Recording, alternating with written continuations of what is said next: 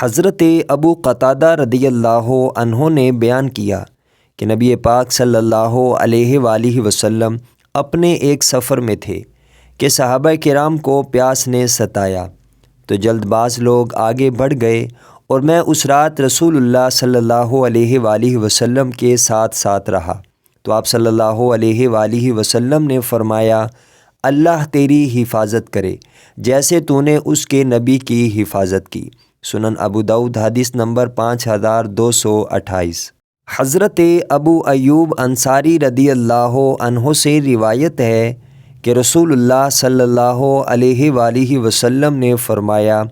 کسی مسلمان کے لیے جائز نہیں کہ اپنے بھائی کے ساتھ 3 دن سے زیادہ میل جول چھوڑے رہے کہ جب دونوں کی ملاقات ہو تو یہ بھی منہ پھیر لے اور وہ بھی، اور ان میں سے سب سے بہتر وہ ہے جو السلام علیکم کہنے میں ابتدا کرے۔ سنن ابو داؤد حدیث نمبر 4911۔ حضرت عبداللہ بن حبشی رضی اللہ عنہ سے مروی ہے کہ رسول اللہ صلی اللہ علیہ وآلہ وسلم نے فرمایا، جس نے بیری کا درخت کاٹا اللہ اس کے سر کو جہنم میں الٹا لٹکائے گا۔